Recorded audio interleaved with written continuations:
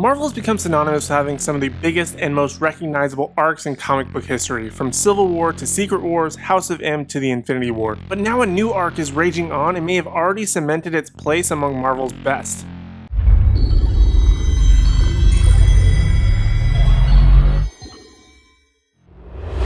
Hey Nerdgenic Nation, superhero nerd Aaron Wall here, and today I wanted to talk about the ongoing Marvel Dark Ages comic. This series comes from Tom Taylor and Ivan Coelho and is the non-canonical thriller much like Deceased or Marvel Zombies. And to be honest, this one has been on my to-read list for quite some time, actually since the first issue came out, and I'm only just now getting around to it, but it has blown me away and I could not put this series down.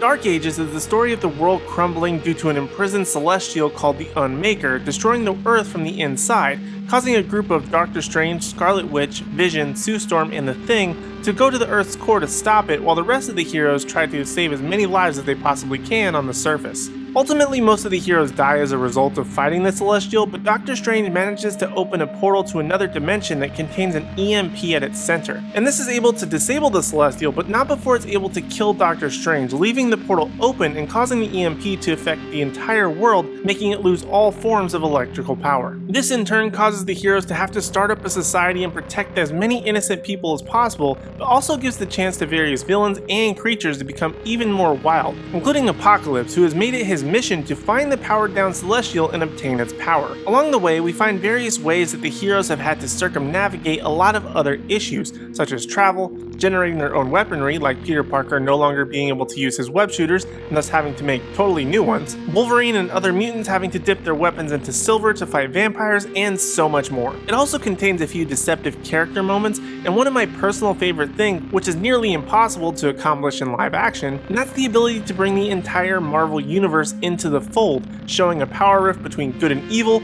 right and wrong. But as wild as some of it seems, this series started releasing in September of 2021 and has only had 4 issues released so far, with each issue becoming more insane and increasing the stakes almost with every panel. And absolutely no character is safe in Dark Ages, as some of my personal favorites have already died and others have crossed lines for reasons we don't really know yet, but we'll have to wait to see how things unfold. Now, I love the idea of heroes having to thrive and help set up a society within a post-apocalyptic world. It feels like something we haven't really seen before, and if you're a fan of superheroes or post-apocalyptic stories in general, I highly recommend checking out Marvel's Dark Ages. Like I said, there's only been 4 issues so far, and you will absolutely breeze through them and be itching for next month's issue, which will unfortunately not drop until February 16th, but that also gives you plenty of time to read this epic series and enjoy the absolutely wild story and even more amazing artwork. And personally, these are just the stories that I find the most interesting. When writers and artists can just be free to create an amazingly immersive story that leaves you on the edge of your seat with every turn of the page,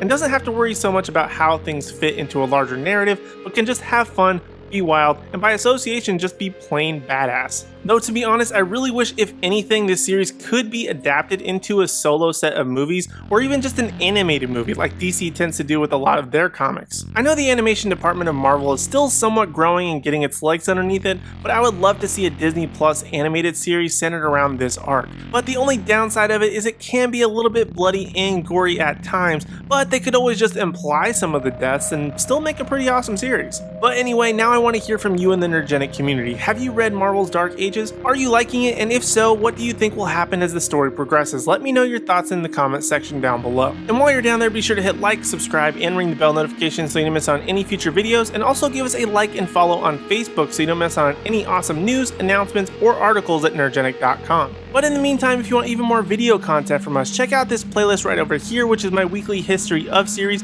It's being added to every single week. There's a new episode dropping every single Saturday. But if you want any more context on some of your favorite heroes and villains, that's the place to go. Or for you anime fans, check out this video right over here from Ash, where she gives her review on the anime series Himoto Umaru-chan. But other than that, thank you guys so much for watching. We really do appreciate it, and we hope to see you in the next video.